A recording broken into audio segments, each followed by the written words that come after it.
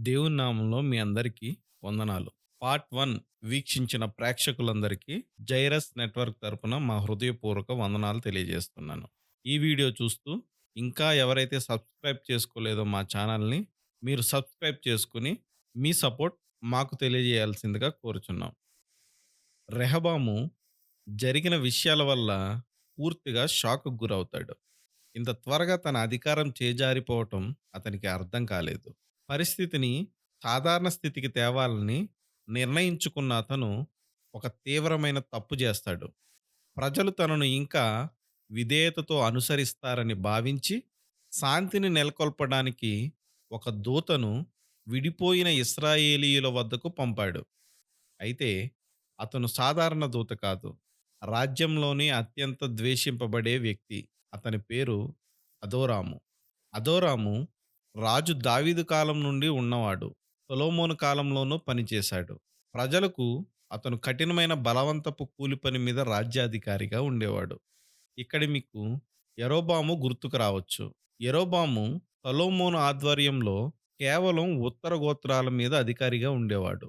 ఈ అదోరాము మొత్తం ఇశ్రాయేలు రాజ్యానికి అధికారిగా ఉండేవాడు. అదోరామును చూడగానే ప్రజలు ఆగ్రహంతో రగిలిపోయారు. అణిచివేత మరియు దుర్వినియోగానికి ప్రతీక అయిన ఒక వ్యక్తిని పంపడం శాంతిని తేలేకపోయింది. పైగా మంటల్లో నూనె పోసినట్లయింది. ప్రజలు ఆగ్రహంతో అతన్ని రాళ్లతో కొట్టి చంపేశారు. ఈ వార్త రెహబామును పిడుగులా తాకింది. కొద్దిసేపటి ముందే గర్వంగా మాట్లాడిన రాజు ఇప్పుడు ప్రాణభయంతో తన రథం ఎక్కి యెరూషలేముకు పారిపోయాడు. యూదా గోత్రం మరియు చిన్న బెన్యామీను గోత్రం మాత్రమే రెహబాముకు విధేయంగా నిలిచాయి. లేవీయులు రెండు రాజ్యాల్లో చెల్లాచెదురుగా ఉన్నారు. ఉత్తరాన ఇశ్రాయేలు, దక్షిణాన యూదా. ఈ విభజన దేవుని ప్రజల చరిత్రను శాశ్వతంగా మార్చివేసింది. ఇశ్రాయేలు రాజ్యంలో యరొబాము ఒక తీవ్రమైన సమస్యను ఎదుర్కొన్నాడు. ప్రతి ఇశ్రాయేలీయుడు దేవుణ్ణి ఆరాధించటానికి యెరూషలేముకు వెళ్ళాలి. ఎందుకంటే అక్కడే యెరూషలేములో మందిరం ఉంది. కానీ యెరూషలేము తన శత్రువు అయిన రెహబాము నగరం. తన ప్రజలు అక్కడికి వెళ్తే మళ్ళీ మునుపటి రాజుకు విధేయులై తన్ను చంపవచ్చని యరొబాము భయపడ్డాడు. యరొబాము 2 బంగారు దూడలను తయారు చేయించాడు. ఒకటి బేతేలులో, మరొకటి దాను పట్టణంలో నిలిపి ఇలా ప్రకటించాడు: ఇశ్రాయేలు ప్రజలారా, ఈ దేవతలే మిమ్మల్ని ఐగుప్తు నుండి తీసుకువచ్చిన దేవుళ్ళు అని. బేతేలు అనే ప్రదేశం చాలా ముఖ్యమైనది. అక్కడే ఒకప్పుడు యాకోబు స్వర్గానికి చేరే మెట్ల కలను చూశాడు. కొంతమంది పండితుల అభిప్రాయం ప్రకారం యరొబాము అసలు ఉద్దేశం ప్రజలు దూడల్ని దేవుడుగా ఆరాధించటం కాదు. ఆ దూడలు అదృశ్యమైన దేవునికి సింహాసనం లాంటి ప్రతీకగా ఉండాలని అతను భావించాడు. కానీ సాధారణ ప్రజలు ఆ భావాన్ని అర్థం చేసుకోలేదు. కొంతకాలానికి వారు ఆ దూడలను దేవుడిగా ఆరాధించడం ప్రారంభించారు. యరొబాముకి ఊహించని ఒక సంఘటన ఎదురైంది. దేవుడు యాజకులుగా ఎన్నుకున్న లేవీయులు దేవుని ధర్మశాస్త్రానికి విశ్వాసంగా ఉన్నారు. వారు తమ ఇళ్లను, భూమిని, సర్వస్వాన్ని వదిలి దక్షిణాన ఉన్న యూదా రాజ్యానికి వలసపోయారు. వారితో పాటు నిజమైన దేవుణ్ణి ఆరాధించాలనుకున్న ప్రతి గోత్రం నుండి వేలాది కుటుంబాలు వెళ్ళాయి. తన అధికారాన్ని సుస్థిరం చేసుకోవాలని యరొబాము వేసిన పథకం అతను అనుకోని ఫలితాన్ని ఇచ్చింది. అది యూదా రాజ్యాన్ని విశ్వాసంలో మరింత బలోపేతం చేసింది. ఆ విధంగా 2 రాజ్యాలు వేర్వేరుగా నిలిచాయి. యరొబాము దక్షిణాన యెరూషలేముకు వెళ్లకుండా అడ్డుకోవటానికి తన ప్రయత్నాలను కొనసాగించాడు. మొదటి సంవత్సరంలో అతి ముఖ్యమైన పండుగల్లో ఒకటైన పర్ణశాల పండుగను దేవుని ధర్మశాస్త్రం నిర్దేశించిన తేదీ కంటే 1 నెల ఆలస్యంగా జరపాలని నిర్ణయించాడు. తరువాత అతను అన్నిటికంటే ఒక చెడ్డ పని చేశాడు. కొత్త యాజకులను నియమించాడు. దేవుడు మాత్రమే అధికారం ఇచ్చిన లేవి గోత్రాన్ని పూర్తిగా పక్కన పెట్టి ప్రజల్లో ఎవరైనా యాజకులు కావచ్చని అనుమతించాడు. ఈ నియమాన్ని ఉల్లంఘించటం ద్వారా యరొబాము దేవునితో చేసిన నిబంధనను భంగం చేశాడు. యరొబాము చేసిన పాపాలన్నీ యరొబాము పాపంగా పిలువబడ్డాయి. ఇశ్రాయేలు రాజ్యంలో అతని మార్గంలో నడిచిన ప్రతి రాజు గురించి బైబిల్లో ఈ పదబంధం పదే పదే పేర్కొనబడింది. యరొబాము బేతేలులో దేవత బలిపీఠం వద్ద ధూపం వేయటానికి నిలబడి ఉండగా యూదా నుండి ఒక ప్రవక్త వచ్చి ఒక భయంకరమైన సందేశం అందించాడు.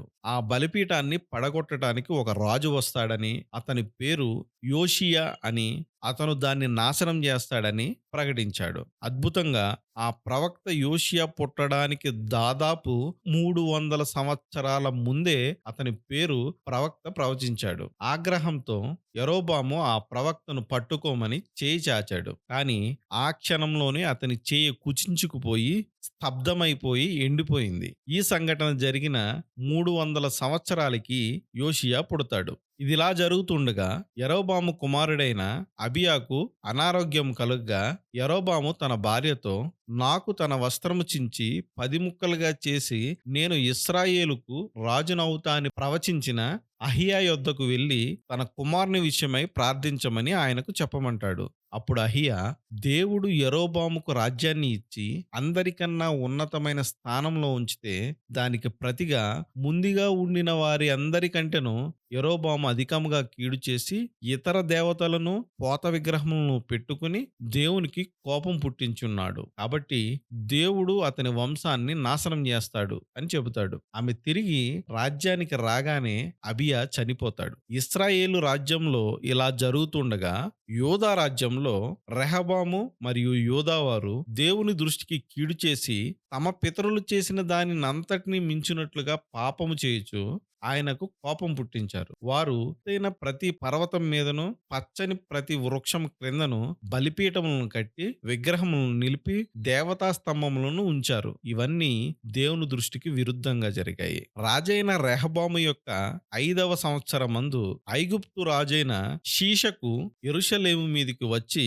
దేవుని మందిరపు ఖజానాను, రాజనగరి యొక్క ఖజానాను, సొలొమోను చేయించిన బంగారపు డాళ్లను, బంగారపు వస్తువులను అతడు ఎత్తుకుని పోతాడు. వాటి స్థానంలో రెహబాము కంచు కవచాలు తయారు చేయించాడు. ఈ సంఘటన బైబిల్లో మాత్రమే కాదు, ఈజిప్టులోని కర్నాక్ దేవాలయం గోడలపై కూడా ఫరో షీషకు దండయాత్ర గురించి శాసనం ఉంది. ఇది చరిత్రకు ఆధారం. యోధా రాజైన రెహబాము మరణించిన తరువాత అతని కుమారుడు అబియాము యోధాకు రాజయ్యాడు. మీరిక్కడ ఒక కన్ఫ్యూజన్ కి గురి కావచ్చు. యరొబాము కుమారుడి పేరు అబియా, రెహబాము కుమారుడి పేరు అబియాము.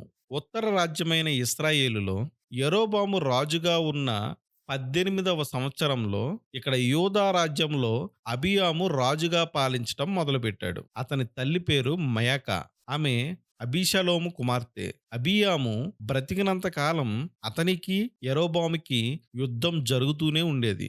అబియాము మరణించాక అతన్ని దావీదు పట్టణంలో సమాధి చేశారు. అతని కుమారుడు ఆసా అతని స్థానంలో రాజయ్యాడు. యరొబాము ఇశ్రాయేలు మీద పాలిస్తున్న 20వ సంవత్సరంలో ఆసా యోధా రాజ్యాన్ని పాలించటం ప్రారంభించాడు. ఆసా తన పూర్వీకుడైన దావీదులాగా దేవుని దృష్టిలో న్యాయంగా నడిచాడు. తన పూర్వీకులు చేసిన విగ్రహాలన్నింటినీ కూల్చివేశాడు. తన అవ్వ మైకా ఒక అసహ్యమైన విగ్రహాన్ని నిలబెట్టింది. ఆసా ఆ విగ్రహాన్ని ముక్కలు చేసి కీద్రోను లోయలో కాల్చివేశాడు. ఆమెను రాణి స్థానం నుండి కూడా తొలగించాడు. ఉత్తర రాజ్యం అతన్ని బెదిరించినప్పుడు అతను తీవ్రమైన తప్పు చేశాడు. దేవుని సహాయం ఆశించకుండా దేవునిపై నమ్మకం పెట్టుకోవడానికి బదులు సిరియా రాజుకు బంగారం ఇచ్చి తనను రక్షించమని కోరాడు. దేవుని బదులు డబ్బు మరియు అన్య రాజుపై నమ్మకం పెట్టాడు. ఇదిలా జరుగుతుండగా ఇశ్రాయేలు రాజ్యంలో యరొబాము మరణించిన తరువాత అతని కుమారుడు నాదాబు ఇశ్రాయేలు మీద రాజ్యాన్ని ప్రారంభించాడు. దక్షిణ రాజ్యమైన యూదాలో ఆసా రాజుగా ఉన్న 2వ సంవత్సరంలో ఇశ్రాయేలు రాజ్యంలో నాదాబు రాజుగా పాలించటం మొదలుపెట్టాడు. అతను ఇశ్రాయేలును 2 సంవత్సరాలు మాత్రమే పాలించాడు. అతను దేవుని దృష్టిలో చెడు చేశాడు. తన తండ్రి యరొబాము నడిచిన మార్గంలోనే నడిచాడు. అతను చేసిన పాపాల వల్ల ఇశ్రాయేలీయులు కూడా పాపం చేయడానికి కారణమయ్యాడు.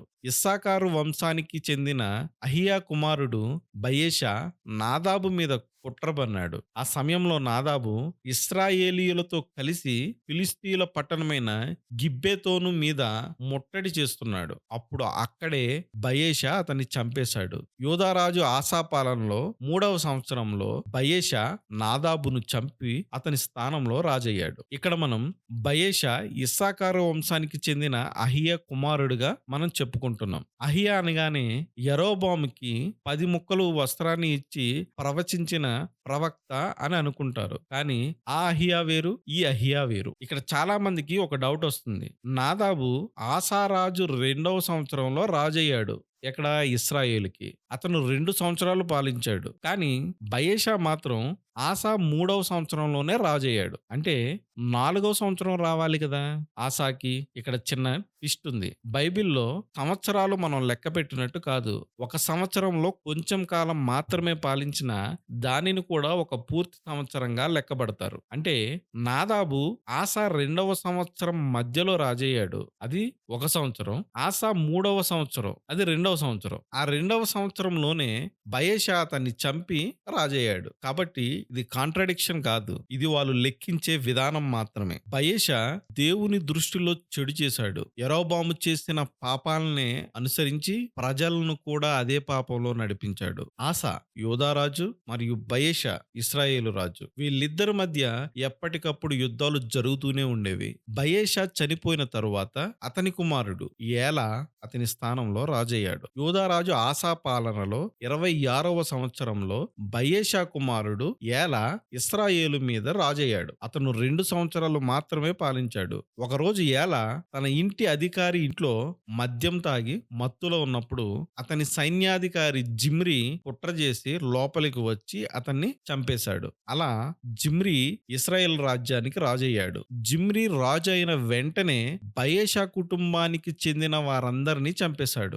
జిమ్రీ రాజు అయ్యాడని తెలిసిన ప్రజలు ఇంకో సైన్యాధికారి ఒమ్రీని రాజుగా చేసుకున్నారు. ఒమ్రీ తన సైన్యంతో జిమ్రీ ఉన్న తిర్సా పట్టణాన్ని ముట్టడించాడు. జిమ్రీ ఓడిపోతానని తెలుసుకుని రాజభవనానికి నిప్పు పెట్టి తను కూడా నిప్పంటించుకుని ఆత్మహత్య చేసుకున్నాడు. జిమ్రీ కేవలం 7 రోజులు మాత్రమే రాజుగా వ్యవహరించాడు. ఆ తరువాత ఇశ్రాయేలులో ప్రజలు 2 గుంపులుగా విడిపోయారు. ఒక గుంపు మాత్రం తిబ్నీని రాజుగా కోరింది. ఇంకొక గుంపు మాత్రం ఒమ్రీకి మద్దతిచ్చింది. ఈ ఇద్దరిలో ఆఖరికి ఒమ్రీనే గెలుస్తాడు. యోధారాజు ఆసా పాలనలో 31వ సంవత్సరంలో ఒమ్రీ ఇశ్రాయేలుకు రాజయ్యాడు. ఒమ్రీ 12 సంవత్సరాలు పాలించాడు. షోమ్రోను కొండ ఒమ్రీ కొనుక్కొని అక్కడ సమరయ అనే పట్టణాన్ని నిర్మించాడు. పాత నిబంధనలో ఈ షోమ్రోను కొండ ప్రాంతాన్ని షోమ్రోను ప్రాంతంగా పిలుస్తారు. అదే కొత్త నిబంధనకు వచ్చేసరికి సమరయ కింద పిలుస్తారు. ఈ షోమ్రోనే సమరయ పట్టణం.